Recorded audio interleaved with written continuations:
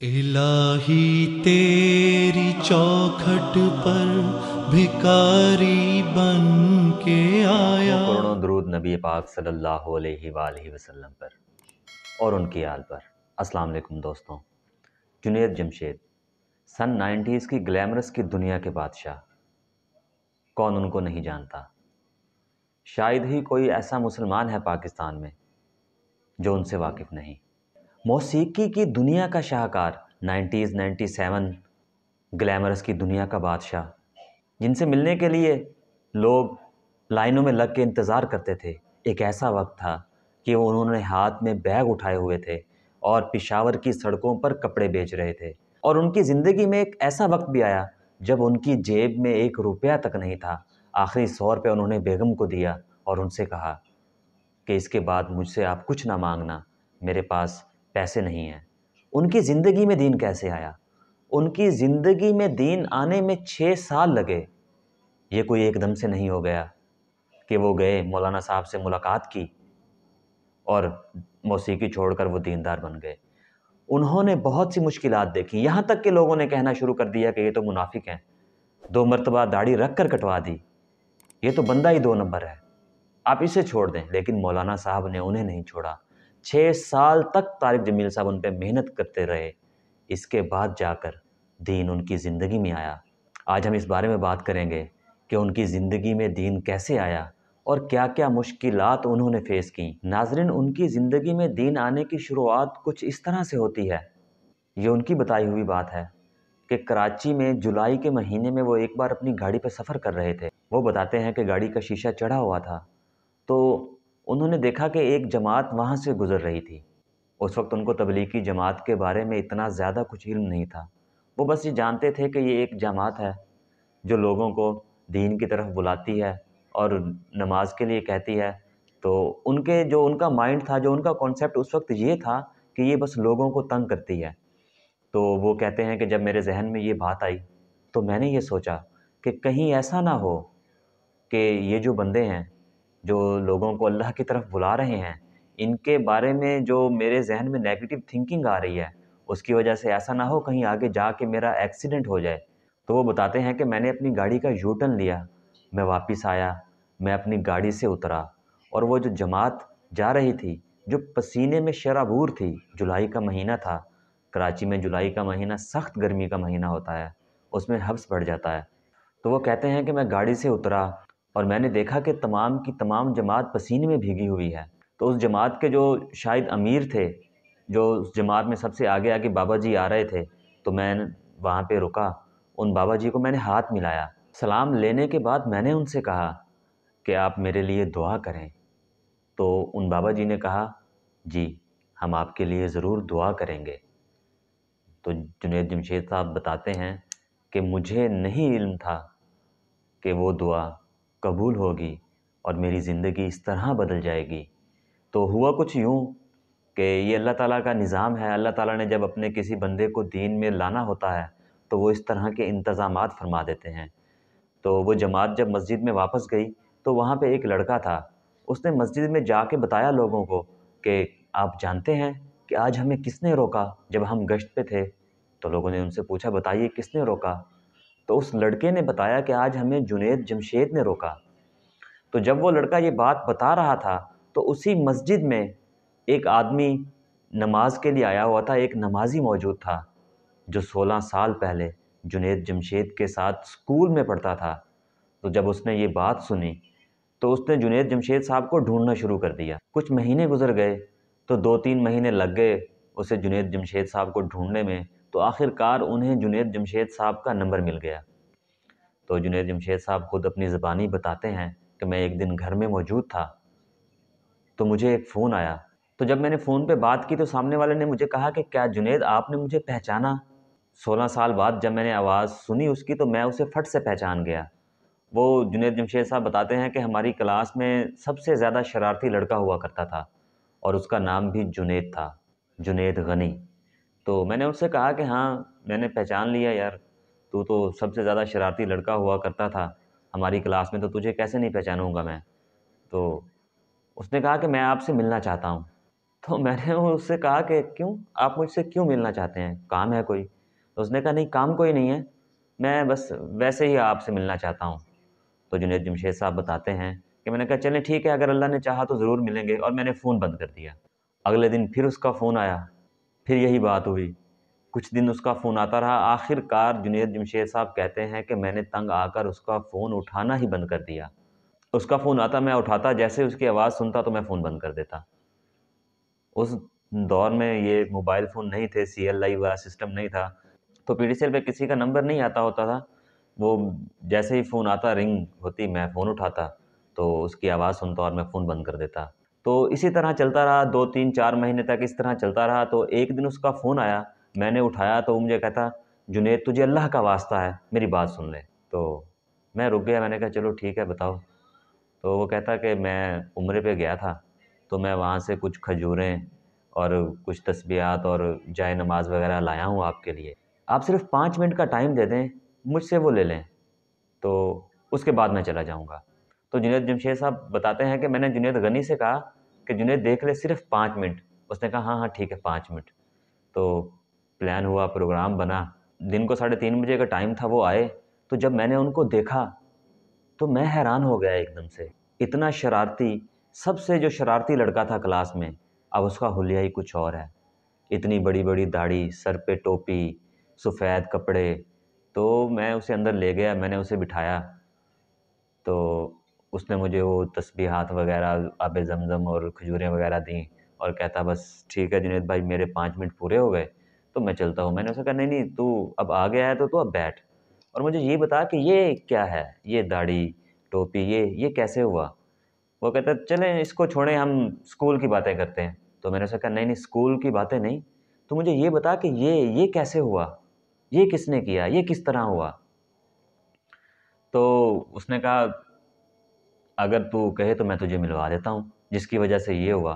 میں نے کہا ہاں ٹھیک ہے میں نے ملنا ہے۔ تو اس نے کہا چلو ٹھیک ہے کل سے ہمارا اجتماع شروع ہو رہا ہے، تو آپ ہمارے ساتھ چلو، میں آپ کی ملاقات کروا دوں گا وہاں پہ۔ تو آپ یقین کریں جنید جمشید صاحب بتاتے ہیں کہ جس آدمی کو میں نے 5 منٹ کے لیے بلایا تھا وہ 3.5 گھنٹے تک میرے پاس بیٹھا اور میں اس کی باتیں سنتا رہا۔ یہ ہوتی ہے تبلیغ کی برکت۔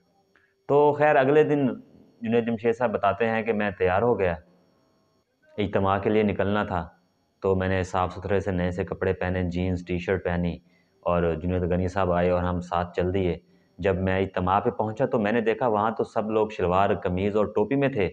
تو میں نے جنید غنی سے کہا کہ یار یہ لوگ کہیں مجھے مار تو نہیں دیں گے آج؟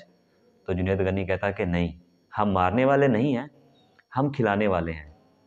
تو خیر مختصراً جنید جمشید صاحب بتاتے ہیں کہ جنید غنی نے مجھے ایک جگہ پہ جا کے بٹھا دیا، وہاں کافی دیر بیٹھنے کے بعد تو وہ ایک صاحب کو لائے، مجھے آج بھی یاد ہے بلند اقبال صاحب، تو انہوں نے آ کے ان سے میری ملاقات کروائی۔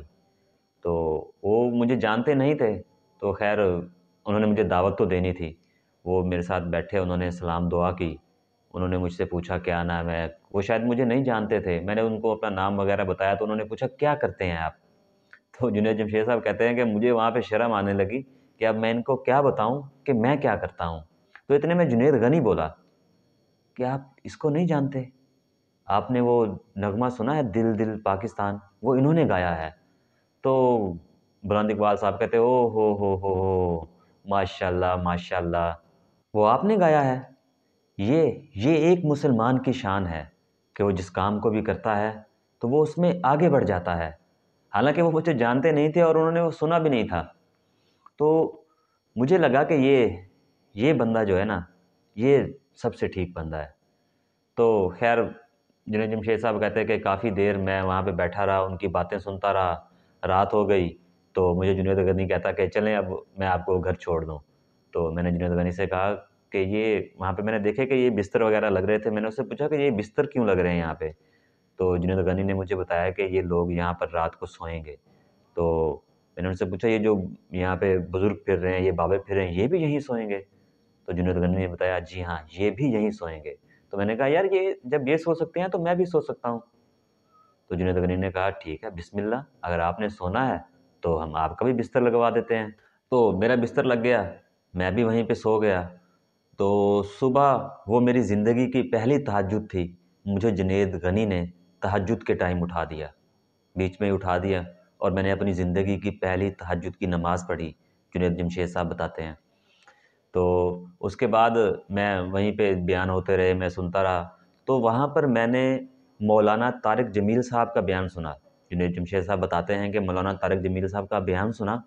تو جب میں نے ان کا بیان سنا تو میں نے جنید غنی سے کہا کہ مجھے اس آدمی سے ملنا ہے۔ تو جنید غنی کہتا ہے کہ یار نہیں، ان سے تو کوئی بھی نہیں مل سکتا، ان سے ملنا تو بہت مشکل ہے۔ تو جنید جمشید صاحب بتاتے ہیں کہ میں نے ان سے کہا کہ یار میں اس ملک کے وزیر اعظم سے بھی مل سکتا ہوں، تو آپ مجھے اس سے کیوں نہیں ملا رہے؟ تو خیر جنید غنی نے کہا چلیں ٹھیک ہے، کوشش کرتے ہیں۔ تو جنید جمشید صاحب بتاتے ہیں کہ میں اور جنید غنی ہم دونوں چلے گئے، مولانا صاحب کے خیمے کے باہر کھڑے ہو گئے۔ تو جنید جمشید صاحب بتاتے ہیں کہ جنید غنی نے مجھے مولانا صاحب کے خیمے کے باہر کھڑا کیا اور خود اندر چلے گئے۔ تھوڑی دیر بعد وہ واپس آئے، مجھے اپنے ساتھ لے گئے، میں اندر گیا، مولانا صاحب اندر بیٹھے تھے تو میں ان کے سامنے جا کے بیٹھ گیا۔ مولانا صاحب کافی دیر مجھے اطمینان سے دیکھتے رہے۔ جب کافی دیر گزر گئی تو میں نے مولانا صاحب سے پوچھا کہ مولانا صاحب خیریت ہے؟ تو مولانا صاحب نے بتایا کہ میں نے آپ کے پوسٹر، بڑے بڑے پوسٹر فیصل آباد میں لگے دیکھے ہیں، تو ان کو دیکھ کے میں دل میں سوچا کرتا تھا کہ ساری دنیا کو ہدایت مل سکتی ہے لیکن اس انسان کو ہدایت نہیں مل سکتی۔ تو آج کی بات ہے، جب میں ایئرپورٹ پہ آ رہا تھا تو میں نے وہاں آپ کا پوسٹر لگا ہوا دیکھا تو میرے دل میں خیال آیا کہ یا اللہ، ایسا نہیں ہو سکتا کہ تو اس بندے کی ملاقات کروا دے مجھ سے۔ اور خدا کی قدرت دیکھیں کہ اللہ تعالیٰ نے آپ کو میرے سامنے آ کے بٹھا دیا ہے۔ تو جنید جمشید صاحب بتاتے ہیں کہ کافی دیر مولانا صاحب سے باتیں ہوتی رہیں۔ تو میں نے مولانا صاحب سے پوچھا کہ مولانا صاحب مجھے ایک بات بتائیں، پاکستان کا آج کا نوجوان جن چیزوں کی خواہشات اپنے دل میں رکھتا ہے، عزت، شہرت، پیسہ، اچھی گاڑی، اچھے کپڑے، وہ تمام کی تمام میرے پاس ہیں، لیکن میرے دل میں سکون نہیں ہے، میرے دل میں اطمینان نہیں ہے۔ تو مولانا صاحب فرماتے ہیں کہ جنید، تمہارے ساتھ مسئلہ یہ ہے کہ چوٹ تمہارے دائیں گھٹنے پہ لگی ہے اور دوائی تم بائیں گھٹنے پہ لگا رہے ہو۔ تو جنید جمشید صاحب فرماتے ہیں کہ میں نے پوچھا مولانا صاحب اس کا کیا مطلب ہے؟ تو مولانا صاحب نے فرمایا کہ اللہ تعالیٰ نے انسان کو دو چیزوں سے بنایا ہے۔ ایک انسان کا جسم ہے جسے اللہ تعالیٰ نے مٹی سے بنایا ہے، اور دوسرا روح جو اللہ تعالیٰ کا امر ہے۔ جو جسم ہے مٹی سے بنا ہے، اس کی خوراک بھی مٹی میں ہے، اچھے کپڑے، اچھا کھانا، اچھی گاڑی۔ تو جو روح ہے، روح آسمان سے آئی ہے اور اس کی غذا بھی آسمانوں میں ہے۔ اب مسئلہ یہ ہے کہ تم جسم کو تو اس کی غذا، اس کی ضرورت مہیا کر رہے ہو، اچھے کپڑے، اچھی گاڑی، اچھا کھانا سب مل رہا ہے، لیکن روح کو غذا نہیں مل رہی۔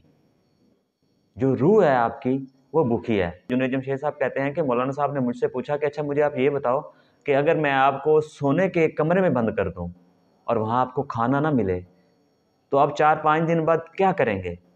تو جنید جمشید صاحب کہتے ہیں کہ میں نے کہا کہ میں تو شور مچا دوں گا، مجھے بھوک لگی ہے۔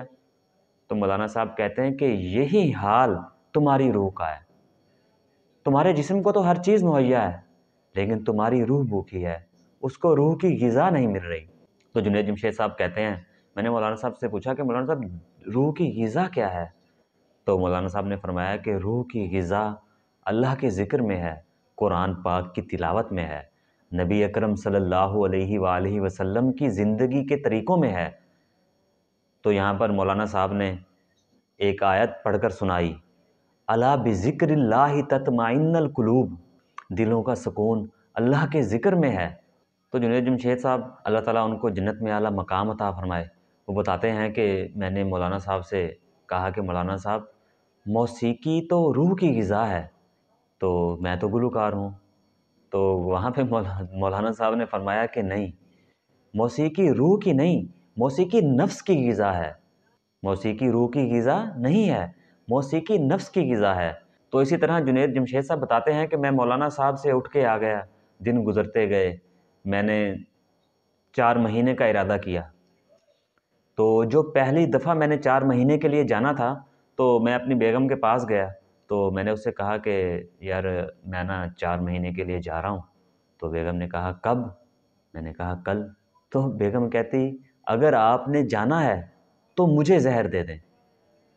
اب میں تو جنید جمشید صاحب کہتے ہیں میں تو پریشان ہو گیا کہ اب بھئی کیا معاملہ کیا جائے۔ تو میں نے مولانا صاحب کو فون لگایا، تو میں نے ان سے پوچھا کہ مولانا صاحب یہ ایسے ایسے مسئلہ ہے۔ تو مولانا صاحب وہاں پہ فرماتے کہ آپ بے فکر ہو جاؤ، آپ ایسا کرو کہ شام کے کھانے کے ٹائم ایک نوالا توڑ کے اپنی بیگم کو کھلا دو اپنے ہاتھوں سے۔ تو میرے لیے یہ عجیب بات تھی، کیونکہ ہماری زندگی کبھی اتنی پہلے ایسی نہیں گزری تھی، اتنی محبت ہم نے پہلے کبھی دکھائی نہیں تھی۔ تو لہٰذا چلیں شام کو جب کھانے کا ٹائم ہوا تو میں نے بڑی مشکل سے اپنے آپ کو سمجھا بجھا کے، جنید جمشید صاحب بتاتے ہیں یہ کہ بیگم کے منہ میں ایک نوالا ڈالا تو میری بیگم گمسم ہو گئی۔ تو اس نے مجھ سے پوچھا کہ یہ آپ کو کس نے سکھایا؟ تو میں نے ان کو بتایا کہ یہ مجھے مولانا صاحب نے سکھایا ہے۔ تو میری بیگم نے کہا کہ آپ کی تبلیغی جماعت میں صرف وہ ایک ہی بندہ ٹھیک ہے بس۔ تو وہ مجھ سے پوچھا کہ بتائیں کیا آپ کی کیا چاہتے کیا ہیں، کام کیا ہے مجھ سے؟ تو میں نے بیگم سے کہا کہ اللہ کا واسطہ ہے مجھے 4 مہینے کے لیے جانے دو۔ تو پھر جا کے بیگم نے میرا بیگ بنایا۔ تو دوستوں یہ سب آپ کو بتانے کا مقصد یہ ہے کہ دین اتنی آسانی سے نہیں آ جاتا، ہماری زندگیوں میں دین لانے کے لیے بہت محنت اور مشقت کرنی پڑتی ہے۔ ایک وہ ٹائم آ گیا جنید جمشید صاحب کی زندگی میں کہ ان کے پاس پیسے ختم ہو گئے، انہوں نے کیونکہ موسیقی چھوڑ دی، وہ ان کا ذریعہ معاش تھا، ان کے پاس پیسے ختم ہو گئے، اتنا برا وقت آیا، لیکن انہوں نے اللہ تعالیٰ پر بھروسہ رکھا۔ وہ کہتے ہیں کہ مجھے ہمیشہ طارق جمیل صاحب کی ایک بات یاد رہتی تھی۔ طارق جمیل صاحب فرماتے تھے کہ اللہ تعالیٰ کے لیے اگر آپ کوئی چیز چھوڑتے ہیں تو اللہ تعالیٰ اس کے بدلے میں آپ کو اس سے بہتر عطا کرتے ہیں۔ تو میرا اس چیز پہ یقین تھا۔ پھر ایک وقت آیا کہ جب میں نے ایک کامیاب بزنس شروع کیا، وہ بھی ایک الگ کہانی ہے، تو ہم یہاں پر بزنس تو نہیں ڈسکس کر رہے، اصل تو صرف یہ ہے کہ دین ان کی زندگی میں کیسے آیا۔ ایک اتنے بڑے گلوکار جن سے ملنے کے لیے دنیا ترستی تھی، جن کو ایک نظر دیکھنے کے لیے سینکڑوں لوگ لائنوں میں لگے ہوتے تھے، ایک وقت تھا وہ پشاور کی سڑکوں پر ہاتھوں میں بیگ اٹھائے کپڑے بیچ رہے تھے۔ تو اللہ تعالیٰ سے میری دعا ہے کہ اللہ تعالیٰ ہمیں آپ کو بھی دین کے راستے پر چلنے کی توفیق عطا فرمائے۔ مولانا طارق جمیل صاحب فرماتے ہیں کہ جنید جمشید کو دین پر لانے میں 6 سال لگ گئے، انہوں نے اپنی زندگی میں 2 مرتبہ داڑھی رکھ کر کٹوا دی، 4 مہینے لگائے۔ مولانا صاحب نے ان پر اتنی محنت کی، ان کو اپنی راتیں دیں، اتنی محبت دی، 4 مہینے ختم ہوئے، وہ گھر گئے اور کلین شیو، پھر سے داڑھی کٹوا دی۔ تو یہاں پر کافی لوگوں نے کہا کہ یہ تو منافق ہیں، 2 مرتبہ داڑھی رکھی، کٹوا دی، تو اس کو چھوڑ دیں، لیکن مولانا صاحب نے ان کو نہیں چھوڑا، وہ لگے رہے۔ مولانا صاحب بتاتے ہیں کہ ایک مرتبہ سن 1997 میں میں جماعت کے ساتھ امریکہ چلا گیا، تو مستورات کی جماعت تھی، میں وہاں پہ لاس اینجلس میں تھا، تو میں نے وہاں سے جنید جمشید کو فون کیا، تو جنید جمشید نے فون اٹھایا، میں نے ان سے بات کی، تو میں نے ان کو بتایا کہ میں ایسے ایسے لاس اینجلس سے آپ کو فون کر رہا ہوں، تو وہ حیران ہو گئے، وہ کہتے آپ قسم اٹھائیں۔ تو مولانا صاحب کہتے ہیں کہ میں کس لیے قسم اٹھاؤں اتنی چھوٹی سی بات پہ؟ تو جنید جمشید صاحب کہتے ہیں کہ یہ کوئی چھوٹی بات نہیں ہے، یہ بہت بڑی بات ہے، میں پوری دنیا گھومتا ہوں، میں وہاں جا کے اپنی بیگم کو اس طرح فون نہیں کرتا جس طرح آپ نے مجھے فون کیا ہے۔ تو جنید جمشید صاحب کہتے ہیں کہ اس ایک فون نے میرے اندر مولانا صاحب کی محبت پیدا کر دی۔ تو دوستوں میری دعا ہے اللہ تعالیٰ سے کہ مجھے، آپ کو اور ہم سب کو دین کے راستے پر چلنے کی توفیق عطا فرمائے، اور جنید جمشید صاحب کو اللہ تعالیٰ جنت میں اعلیٰ مقام عطا فرمائے۔